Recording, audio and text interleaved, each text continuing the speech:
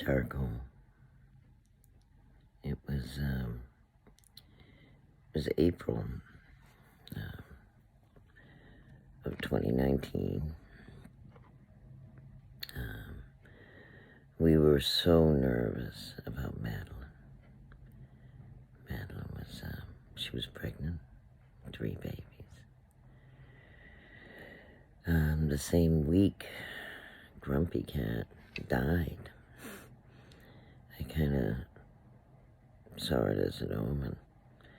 When I raised Madeline, she was raised around the Little Sweets commercials at the Super Bowl, so she was always my Little Sweets at home, you know. And I always used to joke saying, I wonder how big Little Sweets is, because I wonder if Madeline would kick Little Sweets' ass.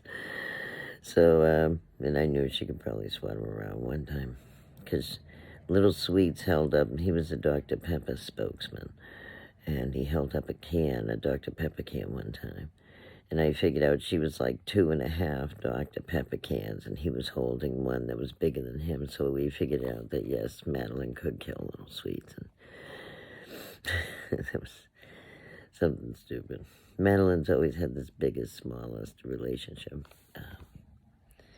Grumpy Cat only lived 6 years.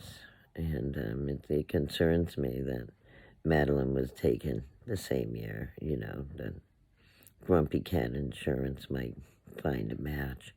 Who only knows whose red ink business that would be in Nashua, because it just occurs in the same place so frequently. It's not like they can volunteer in Health and Human Services. Charcol was always communicating with me from inside his mother when she was pregnant. We always talked. Even before he was born. He was the oldest, and he was the biggest. And I remember coaching him because she needed tremendous help. You know, everybody.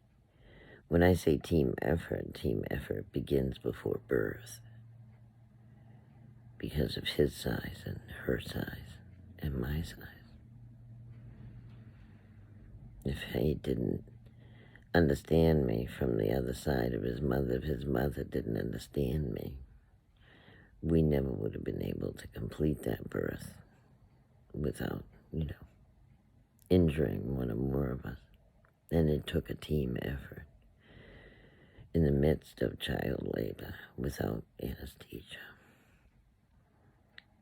And I've always loved Charcol. He was always the first to say hi to me. Chief was the shyest, hiding behind the other two. He was the last to be born. Charcol was just the best buddy from the moment he was born. It was like, I think it was like April 25th. And it was about like, 1 in the morning. 10:55, 11:55 or something, 12, 1 and 2. They're about an hour apart. And she went into labor. And it was very, I was very frightened. Because, you know, I kept expecting to see a little head poking out. She's a very small size, so for the week prior, she had the placenta, the water hadn't broke, or the water had broken, but the placenta hadn't come through entirely. There was no room. And I was very nervous at work. I was working at a Subway at the time. My coworker had just been to, like, Texas or something and visited a relative, and she was sick with a cold. And I was starting to come down with it. And I remember just being, the last week of work, just being so nervous the entire time I was there, just thinking about her, worried. Because, you know, the placenta was starting to poke through, but we really, you know, couldn't, you know, it had to wait for it to pass. And finally it did, but when it did, I didn't see a head, I saw a tail. And it was a breech birth, her size. I've heard that, sometimes small Siamese or Singapore have been known to have that. Sometimes they require C-section. I was concerned about that, but she had passed the previous litter on her own. So even though she had miscarried, and everyone seemed to be moving around just fine. And during that time, like I said, I've been communicating with her all along, saying, let me know if something doesn't feel right. If you need to go to the doctor or emergency, let me know, And she's purring. She's purring away. Like everything seems right. And it was. I was surprised, I thought that, something's probably going to go wrong, But I just, I reached in, and not in, but I kind of, it's kind of an art because it's very slippery. And I grabbed the tail first, and I remember coaching him from inside his mother. And I said, give me your paw, let me get your paw out, because we have to get your paw out. And I mean, the entire birth. It was just amazing. I was talking with parent, with child. I really wasn't having a church debate then. I was having probably a zoological moment. But it was just amazing to me that, I needed him to move his paw. It was too slippery for me to get, and she was going through labor pain, so she couldn't move into position either. I am convinced that this baby heard me. Not only heard me, but somehow his mother is able to convey, even before his birth, before his eyes are open, is able to convey to this baby kitten to move their paws so that I can grab it and pull. I'm not a skilled veterinarian, and I'm just like a home. I'm a pet owner that got ripped off by a bunch of state agencies recently. But, this is something that they really can't take from me.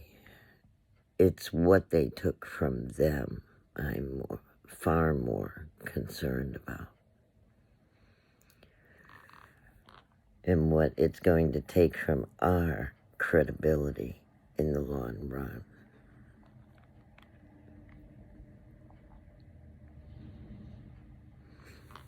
That baby heard me to get one leg out, then the next. Then I pulled slowly, like not even this fast. This is like too fast. And somehow I got the top part. I said, okay, we make ourselves real small now because Mom is real small and you're real big.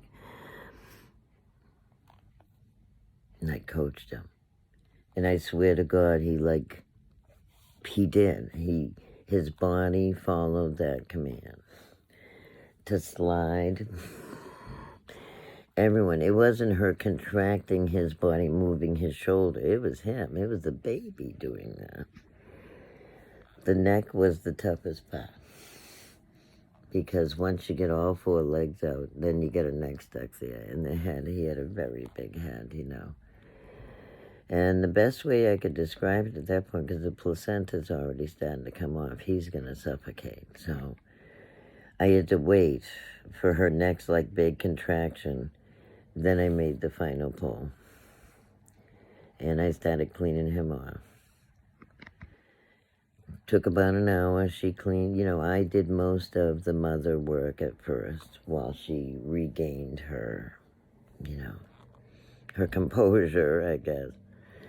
And about an hour later, she went into contractions for Star. He came out face first, normal. Not really an issue, very fast. Very fast. She did that. I was there to catch that, clean that off.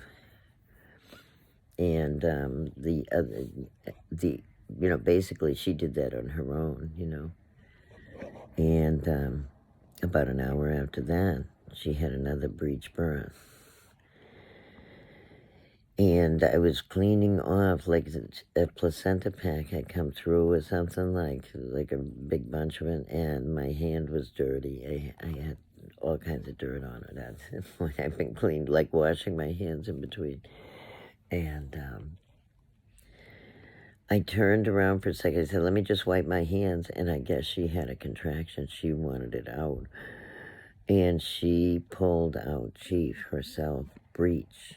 When I turned around again, Chief was on the floor. I think because she had given birth twice, even though the third one was breech. He was much smaller than his brother.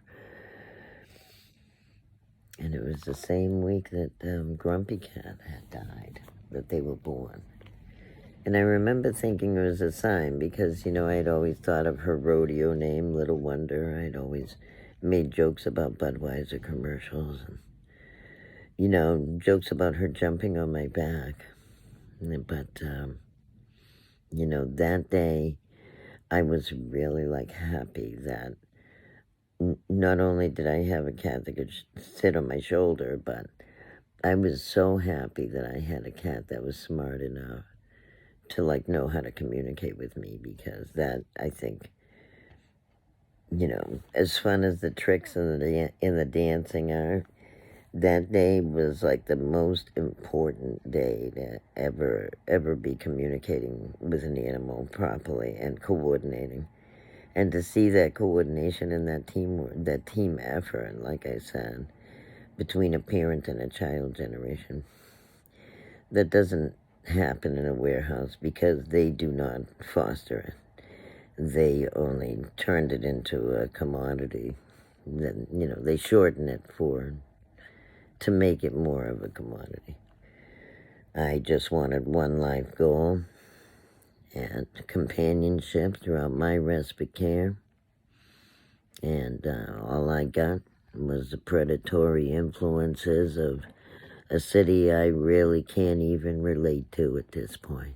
They just house my pharmacy, and that's about it. So...